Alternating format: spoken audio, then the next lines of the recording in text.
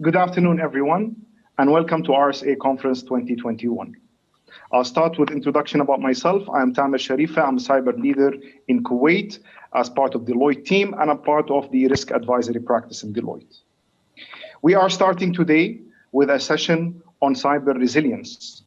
And this is going to be one of RSA sessions. And in today's panel, we will have our dear panelists who are coming from multiple industries to talk about cyber resilience program within their respective industries. We hope that throughout the session, we will talk about the collaboration that can happen between different industries to bring the value of cyber resilience programs for each and every organization our dear panelists currently work in. We will start with an introduction about the panelists. So I will start with a quick introduction, and I will ask each of our dear panelists to quickly introduce themselves in 1 minute to our audience. We will have in the panel today Abir Khidr, who's the Information Security Director at National Bank of Egypt.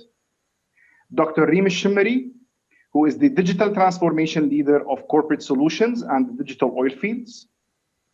Arwa Al-Hamad, Cybersecurity Enablement Director, STC. Bijo Hamid, who is the Head of Technology Infrastructure and Operations, Dubai Airports. Welcome, dear panelists. And if you don't mind, we would like to start with a quick introduction from each and every one of you. And I'll start with Abir. Thank you, Tamer. Hello to our SAC audience. My name is Abir Khidr. I'm the CISO of the National Bank of Egypt. And that's the largest bank in the country by market share and a customer base exceeding 15 million customers. I have 20 plus years experience in technology and cybersecurity domains. I've been with the bank for 10 years, prior to which I used to work at Deloitte, leading the IT audit and risk advisory service lines. I have been recognized among top 50 most influential women of Egypt and in 2019, and I have also received other national and international recognitions and awards, for which I'm very thankful. I'm delighted to be here with you today and look forward to our discussion. Thanks. Thank you very much, Abir. Dr. Reem? Assalamu alaikum, everyone. This is Reem Al-Shemmeri from Digital Transformation, a leader of corporate solutions and digital oil fields. I've been to the cybersecurity earlier, as I've been the CISO of Kuwait Oil Company in the past years, and today I'm assigned to lead the digital transformation from the eyes of a CISO. I'm also have been contributing into the cybersecurity community in various global forums, also acknowledged and recognized in this field as well. I'm also a co-founder, partner, and board member in the Women Cybersecurity Middle East group. Thank you. Thank you very much, Dr. Arwa. Assalamu alaikum. My name is Arwa Al-Hamad. I'm a cybersecurity enablement director at STC. I have 12 plus years experience in international and local organization and in different industries, government and private sector as well. I'm a board member of some nonprofit organizations. I'm a cybersecurity advocate and a public speaker, and I'm a proud daughter, wife, and a mother of two. Thank you, Abir. Bijo? Thanks, Amr. Assalamu alaikum and good day to everyone at RSAC.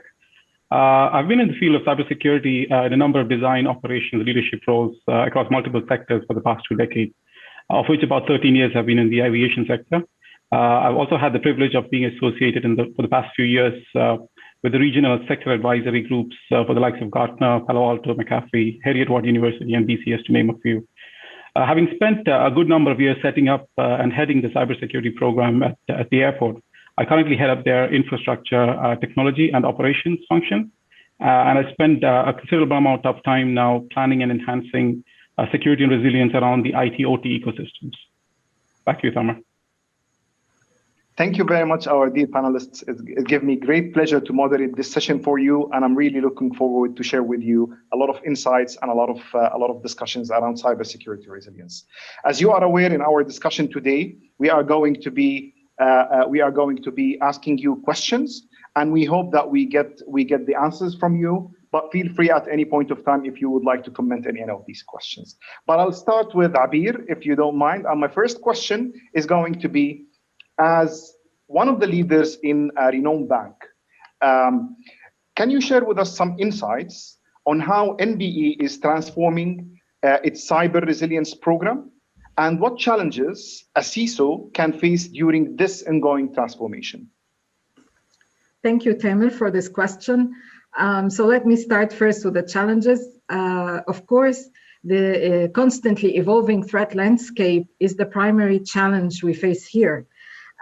Digital transformation in banking means that you offer your services to your customers via multiple channels today, from the internet to mobile to new disruptive technologies like blockchain-based applications that we are starting to recently use for remittance transfer, to electronic wallets that we outsource to fintech companies to manage. In addition, of course, now to open banking, where you have to integrate with several third-party systems. So there are no borders anymore, and the attack surface is constantly widening. You find that you, as a financial institution, you are targeted also by all sorts of threat actors. The organized criminals that are behind the money in banks, the skilled hackers, certain nation states as well, of course, being a national bank, and even hacktivists. You know, in Egypt, during the couple of revolutions that we passed through in the past years, banks would be regularly targeted even by DDoS attacks from groups like anonymous and hacktivist groups.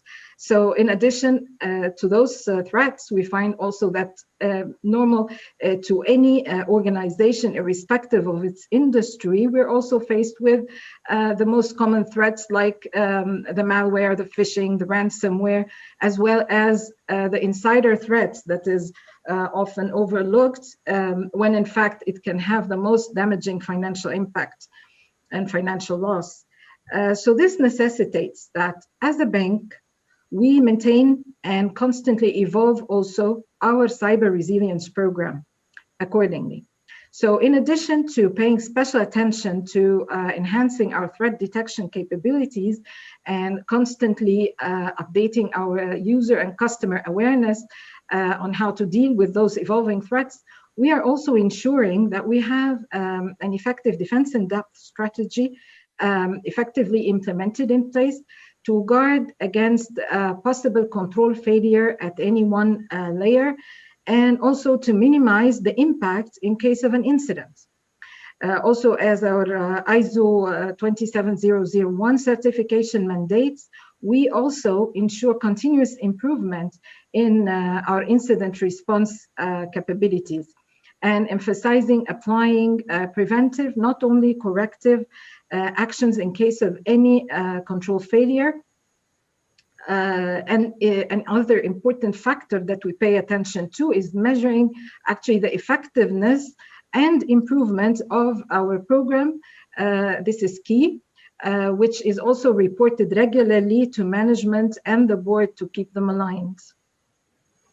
Brilliant, brilliant. I think Abir, plenty of takeaways from the answer to this point, and I couldn't agree more. I think specifically when we talk of from financial services institutions, the threat landscape is pretty wide, and I think you've highlighted a lot of key points in terms of the effectiveness of the program and the importance of looking at all the cybersecurity capabilities and implementing them to be up there with the leading practices, which takes me actually to the next question to Dr. Reem, and from a previous CISO and the current digital transformation leader in Kuwait Oil Company, which is a company that takes care of a national GDP and contributes significantly into the national economy of Kuwait. How would you define the cyber resilience program for such an organization? And what do you think are the key challenges you face from IT and from OT perspective? Because we know in the oil and gas industry, and probably in other industries that we will discuss later today, there's an IT and OT environments, and maybe the cyber resilience program will look into multiple other challenges rather than the ones just discussed by Abir? Very good question. And I would reiterate and actually echo what Abir has mentioned from the threats, because this has been seen to the financial sector as well as the energy sector, as we are both highly targeted. Securing this Kuwait Oil Company, which is seen a national critical infrastructure, contributing to more than 93% of our national income, is seen very critical and full of challenges as well. But as I always believe, where there's challenges, there's always opportunities that lays beneath them. So when we talk about cyber resilience within Kuwait Oil Company, it's actually a journey. It's never a specific project or a specific initiative. It's about creating the culture, embracing the three components: people, process, and technology, where you will be ensuring that you address all of these with the mindset of a CISO and a business partner as well. And this is what we have been always looking at, into building that cyber resilience capability, into making our culture being cyber aware and being able to react, because as we all know, it's never a question of will we be attacked? It's a matter of when. And that when is really the measure of our readiness, and at least in our energy sector, where we need always to be agile and resilience towards planning, implementing, and of course, reacting within time and minimizing the impact. This cannot be done within one day or a night or within a specific initiative. It's an ongoing journey, which we have started within KOC and actually within our whole oil sector. And we made sure that such challenges, when it comes to IT and OT, where cybersecurity have a different flavor of impact, we are very aware that in OT, the cyber risk stretches its physical arm to impact not only data, not only, let's say, a loss of integrity or even confidentiality. We have impact on people's safety and sometimes on people's lives. We have seen that in the energy sector. We have seen that in the health sector.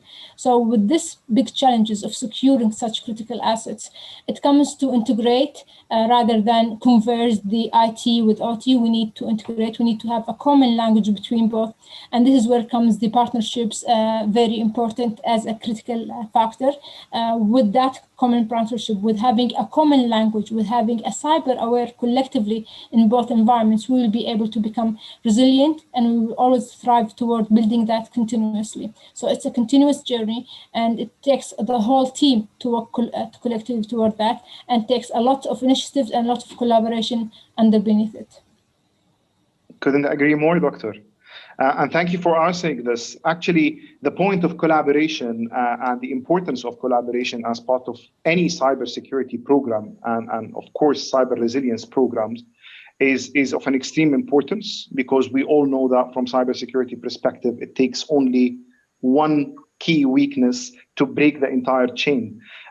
So with that said, I would like to ask Arwa a question in relation to that sort of communication and collaboration as part of the telecommunication industry, and as a director of a major telecom establishment, Arwa, like STC, which is aimed at connecting people, loved ones at the professional level and at the personal level. What strategies have you found effective to enforce cybersecurity programs and to make sure that such cybersecurity programs are addressing targeted and emerging threats? Okay, thank you, Tamer, for your question. First of all, I would like to talk about the telecommunication sector and how they play a vital role. Especially, we saw that evident in the COVID-19 pandemic. So can you imagine the pandemic without internet? So this brings me to a question: how old is the internet? The internet has started in 1983. So it's 2 years older than me, so I'd consider it still young. It's 38 years old.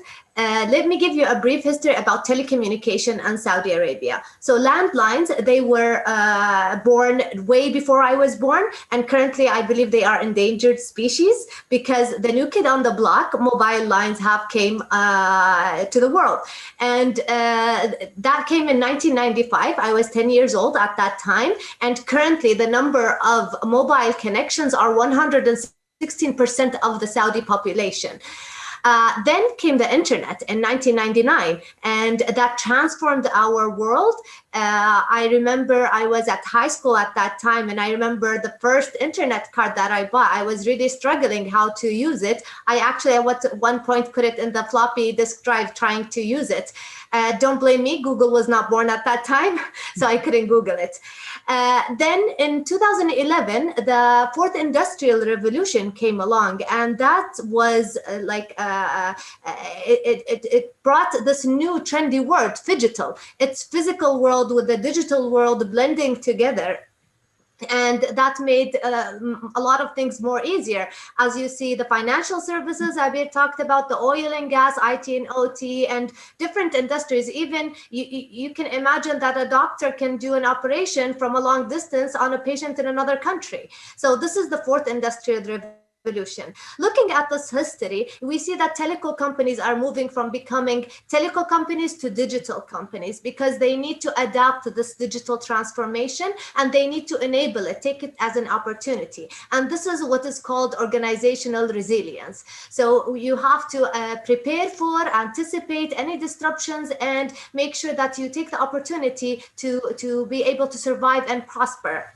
As STC named one of the top 100 digital companies as per Forbes, we take resiliency seriously at the top level of the organization. It's on the agenda of the board of the directors. So we talk about people resiliency, leadership resiliency, product resiliency, and cybersecurity resiliency. If we look at the cybersecurity resiliency, the most effective strategies, as per your question, is 3 steps, I believe. The first one is having the mindset, make it expensive and difficult, and being prepared. And I think my colleagues Abir and Dr. Reem, they touched about this, but let me take you in a bit details in each one of them. So having the mindset, what does it mean? You have to think like an adversary. You need to always assume that a compromise is happening. As Dr. Reem said, it's not the matter of if, it's the matter of when. So, and we need to also understand the battlefield. So it's constantly changing, new threat landscape in the region, outside the region, and everywhere. So, and as you said, it's an unfair equation. The attackers need to be right one time. However, us as defenders, we need to be right all the time. So that's really difficult. We need to keep that in mind always.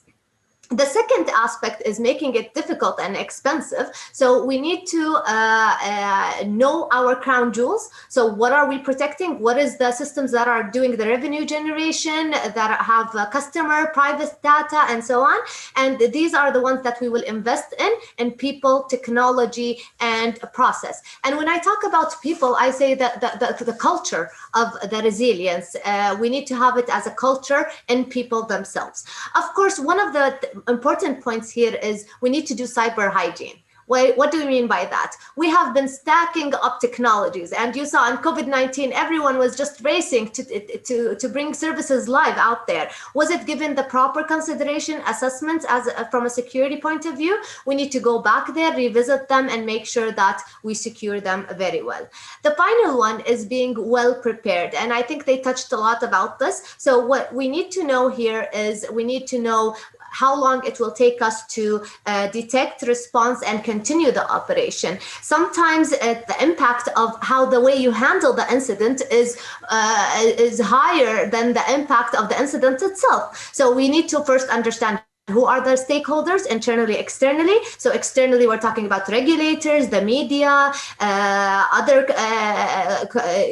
partners and alliances. And internally, we're talking about PR, legal, CEO, board of directors. When will we notify them? When will we start triggering the responses? And of course, we need to have, after these stakeholders, we bring them together, we need to create our plans, business continuity plans, incident response plans. We need to create some scenarios to anticipate what could happen. And finally, we need to test our readiness by doing joint drills. It's not about doing it only inside the organization. So you need to also include all the stakeholders to be well prepared and take notes of the gaps and fix them in a timely manner. Thanks a lot, Arwa. That's very comprehensive, and I think you've just set a complete set of strategies for all of the listeners. So thank you for that. Bijou, I would like to ask you from a question from a bit of a different angle, because you've been you've been playing a role from a CISO perspective, and also in the capacity of operations and infrastructure head at Dubai Airports. And wearing these two hats actually put you in a situation where you can look holistically at more challenges that faces a critical infrastructure that is constantly targeted. And one can't imagine in the aviation sector, the impact is tremendous if, God forbid, you are faced with such attacks. From your perspective and considering this background, what do you think are the key challenges that you have faced to keep your resilience program effective? Sure, Tamer. And just to set the facts right, I mean, I did start and set up the program at the airport. We do have a gentleman who's heading up the CISO function, and I head up the operations function. See, you have to understand that the aviation sector is no different when it comes to being on the receiving end of cyber threats and attacks. In fact, it's also important to realize and appreciate that this sector facilitates not just the safe passage of passengers as they go through their various touch points in the travel, but also functions as a logistics lifeline in the supply chain of essential goods and medical supplies through the cargo operations. In fact, last year was most ever a big highlight of all of this when the pandemic brought most other means of transportation and life as we know it to a grinding halt. Yet air cargo continued to operate uninterrupted. All this means that any effects of cyber incident affects not just the sector itself, but also national and international interests. The resilience of airlines and airports and their associated supporting functions is vital in ensuring that this critical sector's operations work like clockwork. Whilst many resilience programs are often repackaged BCP and DRP activities, what is often overlooked is that a solid resilience program effectively needs three core components: cybersecurity, risk management, and enterprise resilience. And all that means that all of these three functions within an organization have to communicate, collaborate, and contextualize their risks and threats to achieve the true resilience practice. Our program, therefore, has three intended key characteristics at its heart: the ability to adapt to changing conditions within our environment, withstanding disruptions. When I say withstanding, it's more of an effect of a bob back, where it quickly bounces back, much less than have to pick up the pieces and manage through. And the third one is to ensure rapid recovery. And there are things that we practice and aspire to continue improve in our own cyber resiliency program at the airport. A key tactical aspect that must be covered is that we can't just preach these objectives within the organization and expect the others to follow suit. It's important that there is a right level of governance, testing, awareness, and obviously the technology support layers that are put in place by these teams. But a key aspect of it is empowerment.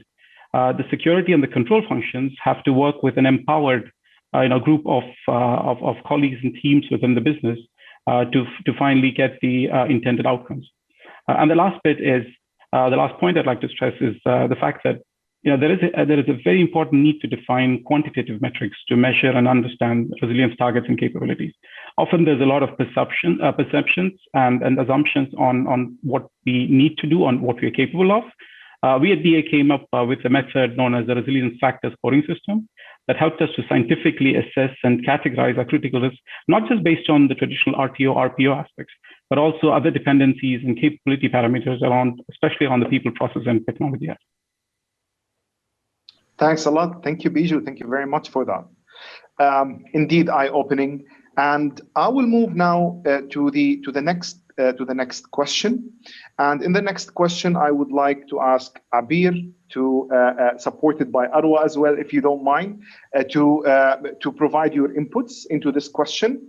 And it's going to handle a different aspect of the topics that we're discussing today, and it will be specifically your thoughts on the recent supply chain attacks and the likes of abuse of SolarWinds by an APT threat actors and gaining access to numerous organization key infrastructure assets. Even though those organizations were having cyber resilience programs, still it led to a breach. From your perspective, from a banking perspective and from a telecom perspective, from your points of views, what are the key concerns and takeaways? Abir, should we start with you? Yeah. So as we mentioned earlier, the threat landscape is evolving, but this time in the case of the SolarWinds attack, the threat was not from an attack source that you'd normally expect, but rather from a trusted software that you use to manage your network. However, for an organization to be compromised, this meant that there was a failure of controls at multiple levels. So it's one thing that you get the malicious update, and another thing that it's activated, and this update is activated and starts perhaps communicating with its command and control servers, which meant that perhaps the SolarWinds infrastructure was somehow directly connected to the internet, and the detection controls did not perhaps detect the outbound traffic going to those domains and block them. So therefore, impacted organizations need to revisit their defense in-depth strategy, and also the effectiveness of applied controls. Check configurations, recheck configurations of firewalls, and incorporate the lessons learned from this incident into their cyber resilience programs. And in such incidents of global impact, organizations also, I believe, need to make their management and board aware of this incident and their impact, and the action being taken to address it, in addition to any support that they need. Many organizations, I have noticed in this particular attack, got compromised, and perhaps they were not aware they were compromised, probably because of limited internal capability or insufficient budgets that would allow them to perhaps go hire a forensics investigator company to assess the risk they are facing and whether they were not impacted or not. I believe in such cases, I see that the guidance and support from national CERTs, computer emergency response teams, should be provided to the smaller entities who don't have the internal capabilities to pursue the assessment of the impact of that incident. Yeah, thank you, Abir. I think you covered this question very well, but I'd just like to add to it that, do you know that the supply chain attacks have increased in 2019 by 78%? And 2/3 of the breaches are actually coming from third-party supply chain or third-party vulnerabilities. So the question is, can we prevent? Of course, we can if we stop working with third parties, and that's not possible in this digital transformation race.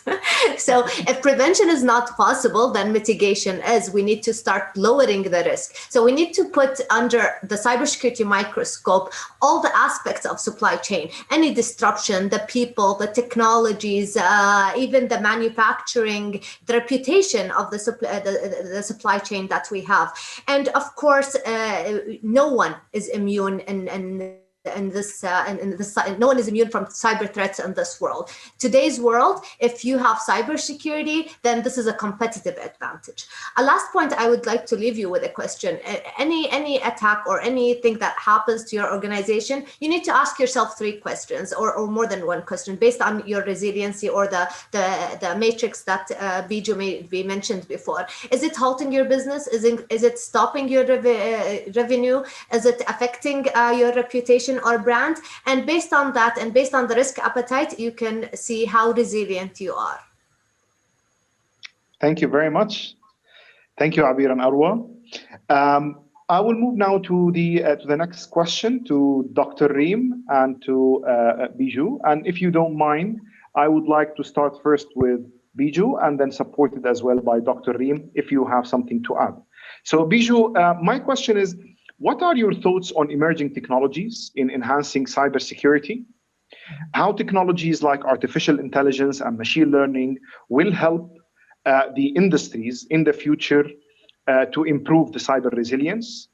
And this is basically considering the fact that emerging technologies such as artificial intelligence, machine learning, robotics will provide us speed and accuracy, but will it have to play that specific role in cyber?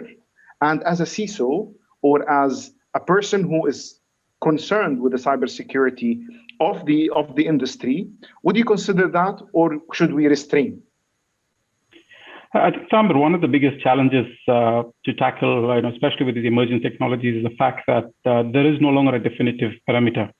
I mean, emerging technologies, or as more popularly today referred to as Industry 4.0 technologies, have truly become game changers in how we approach both the technology itself and the cybersecurity that's practiced around it. There's also greater emphasis today on the sciences around the data itself, the ability to use and reuse them and adapt it to a more metaphysical realm. It's important to understand that there's also a lot more emphasis on decentralization. So as you see with the cloud, a lot of it moves away from your traditional on-prem data centers. And with the likes of IoT and 5G, we see a lot more of the intelligence and connectivity brought to the edge, which historically we've, if you take OT for instance, to have IoT and 5G at your lower levels within the typically isolated and contained environments, it brings about new dimensions of cyber risks and threats. So these are in fact not just rewriting how businesses work, and in fact, if you just look at our own personal lives, that the little device that sits in your pocket or your jacket, it's a mini supercomputer on its own. You can do amazing number of things with it. You no longer require this room-sized computing and storage power. And all of this means that the rules of engagement now completely needs to be redefined, and there is a bigger need for agility, elasticity, and the reusability of technology and data spaces. And in fact, as the name states, intelligence is taking a much bigger role in influencing outcomes. For instance, take the concept of the digital twin. It now allows for a multidimensional approach when it comes to the likes of prototyping, operations, maintenance and support, and training to be done on virtual, augmented, or mixed reality layers without having to undertake the actual physical pain of creating these components or environments, and most importantly, without disrupting critical production environments. We've seen in the headlines recently, the talk about headsets, the virtual reality or the augmented reality headsets now helping defense forces. And the same is happening in many of the critical infrastructure when it comes to support and maintenance, where they're virtually able to have their complete toolkit at their disposal, and along with the capabilities of how to manage support and maintenance.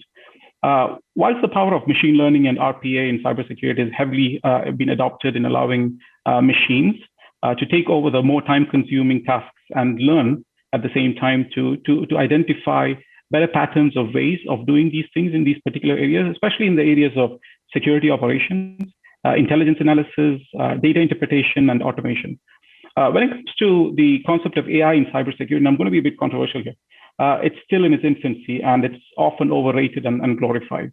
In fact, my personal opinion is, the broader uses of AI in cyber today is mostly assistive or augmentative in nature, and much less artificial to the true sense of the word AI. And we've seen a lot of this heavily in play, a more common use of it in the technology space is service management, customer engagement, healthcare, or even personal technology, where we're seeing more of AI being branded along with the offerings from these manufacturers and OEMs. Having said that, AI, not being at the same maturity level as in cyber as with other domains is not always a bad thing. Considering the amount of ongoing research and development in AI, it'll only help us in getting a much more matured capability and a product to the way we apply it in cyber, because cyber, as you know, demands a high level of accuracy and fidelity when it comes to decision making across the different disciplines. With regards to the use of cyber, ML, AI, RPA in cyber resilience practices, to be more specific to your question, today, I see there's a much increased role and an involvement for RPA, machine learning, coming into play when it comes to automating and orchestrating more of the time and sequence, sensitive tasks, and that's being done in a more intelligent manner, eliminating the need for humans to intervene. And in fact, allowing for small and mid-category disruptions to have self-responding and in many ways, self-healing to be initiated. However, when it comes to the bigger disruptions, both AI and ML will only play a coexisting role at this point of time, because you still need the human to intervene. And then, just to close off on this response, in a real world and a very simplistic analogy, it's very close to where autonomous driving is today when it comes to smart cars, where the role of the human still can't be ruled out. Yeah. So I believe, Biju, it's about at this point of time, it's about how mature these sort of technologies are in terms of supporting the cyber, mandate. And in your opinion, at this point of time, it's augmenting rather than taking the lead. So you are actually encouraging CISOs to consider, but making sure as well that it's not replacing basically the human aspect, because it's still something that we need. And thank you for that. I personally do agree with that view, without, of course, minimizing the role these technologies is going to have in the near future. And Dr. Reem, I wanted to see your thoughts on this as well.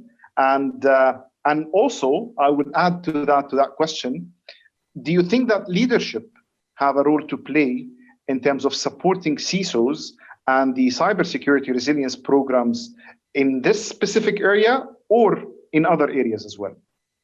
Excellent. So very quickly, just to tap on Biju's points, I'm very much keen on supporting all his points, because ML, quantum computing even, are being used in the automation and orchestration across the cybersecurity domains.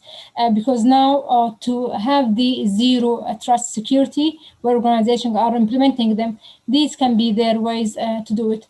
From my own perspective and our own experience, when we, within our SOC operations, we have billions of events in the SOC. And for that to be filtered, to be analyzed, this is no way for a human job. So instead of utilizing our people into a labor-intensive operation or repetitive-intensive operations, we utilize them into a more high-value activities and let the AI and ML produces this job of operation, or let's say very straightforward functionality that can be utilized to reduce the time and, of course, address the shortage of skills that we have.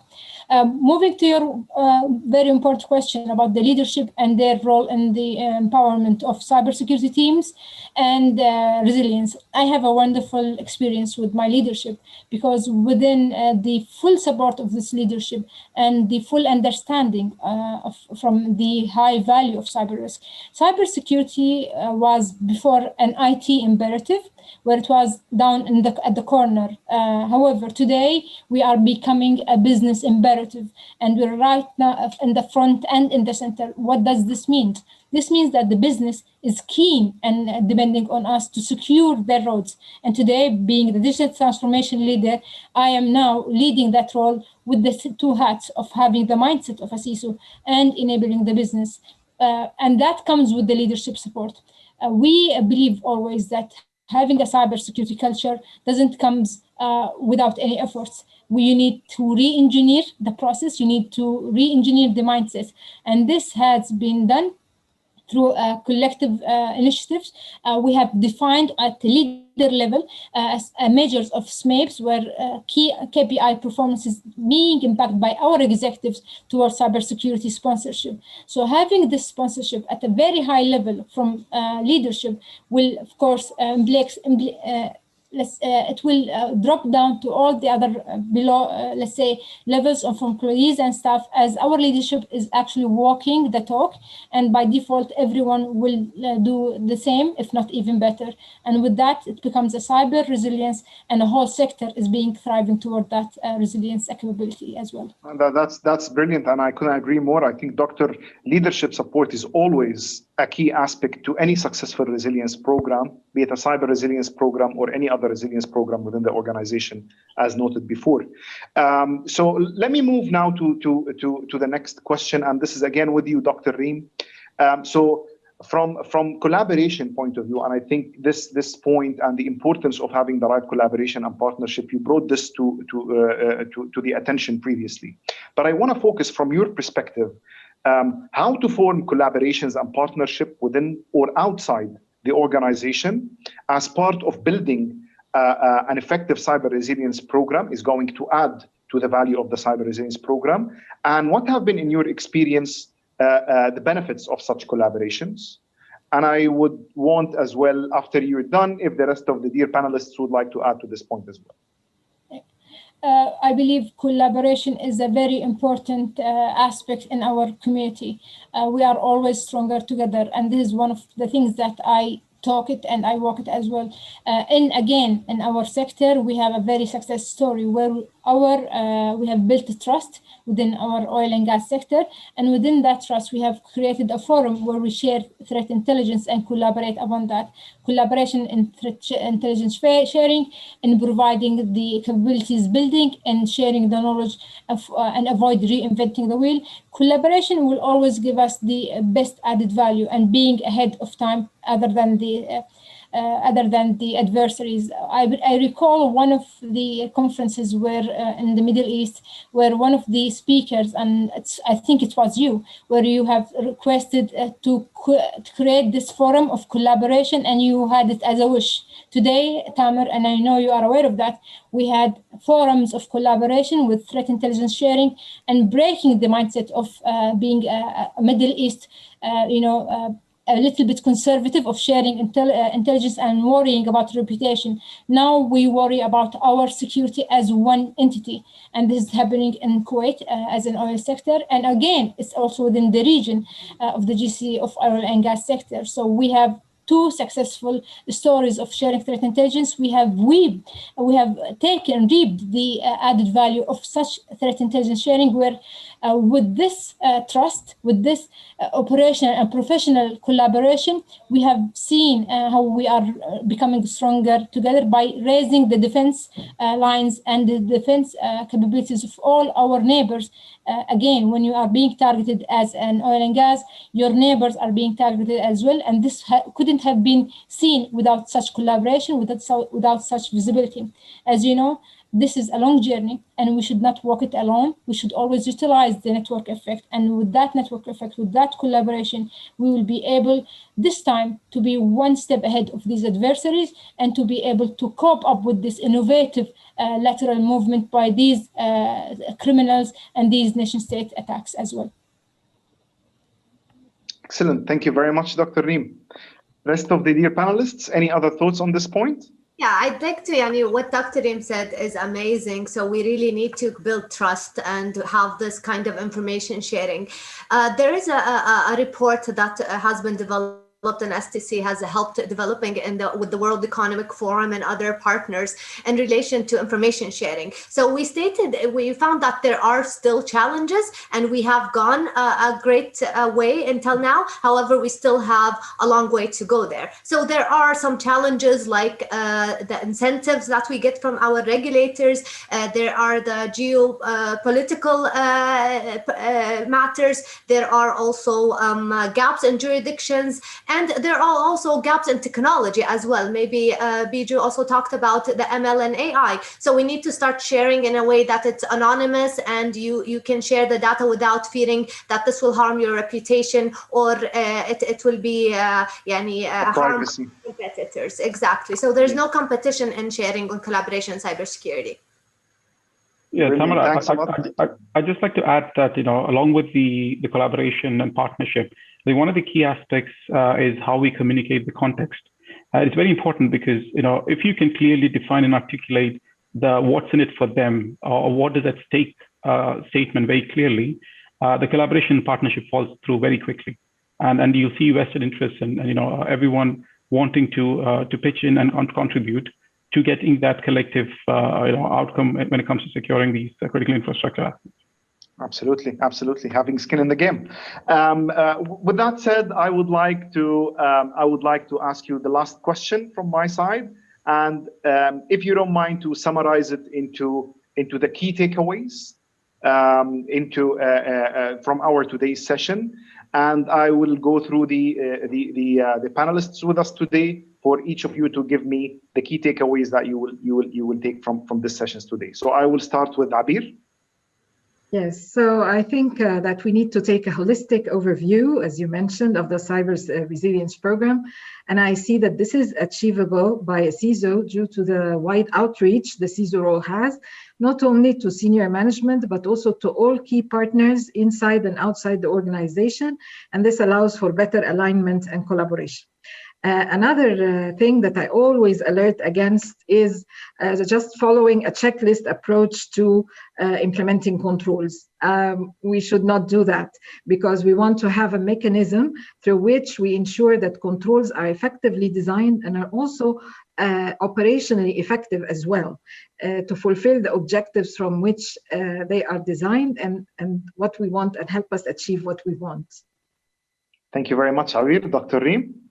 So my main takeaways is first to prioritize. You need to know your crown jewels. You need to know your threat landscape and work accordingly. Second thing is to build your trust. You need to have that trust of circle, whether it was within your peers inside the company or within the sector or even within the region and the community.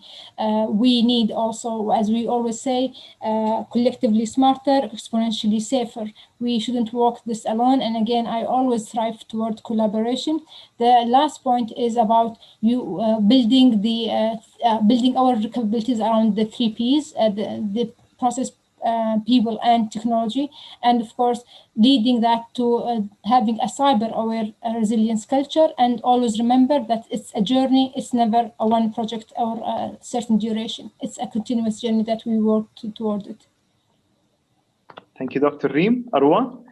Yeah, I would, my key takeaways would be, first of all, we need to look at the big picture. So looking at the big picture means looking at the internal factors, the strategy, and the big picture, which is the external factors like the national agenda, regulations, and so on. So we have to put this all in mind. The second one is communication. And they say the biggest problem or the biggest challenge in communication is the illusion that it has been taken place. We might be communicating, but we're not communicating the right thing. Maybe we're not communicating the same language with our top senior management. So we need to always communicate using and building a model of something that they understand, like an index. And also we need to keep on reporting to them our plans, our achievements, the threat landscape, what's happening, the news and the headlines. And finally, I believe that the heart and soul of any company is the employees, and what drives them is the core values. I believe if the core values are going to be embracing resilience, then this helped us as STC to have our core values, dynamism, devotion, drive. So we need to create a belonging, and this will return with benefits that people will help you during the disruption times. And drive, we need to have bold and courageous leadership that set the direction and enable the teams to execute and make decisions. Thanks a lot, Arwa. Bijou? Right. They usually say the power of 3 is something that helps the human retain things, right? So I'll start off with a few here. So the first thing is, do not assume or perceive that you have the right people, process, and technology capabilities to respond and to manage disruptive events. So measure it, define it, and manage it. Then remember the 3 Cs, which is collaborate, communicate, and contextualize. And another thing that I think that sort of echoed a couple of times in the session is technology in your organization is not always limited to just enterprise IT.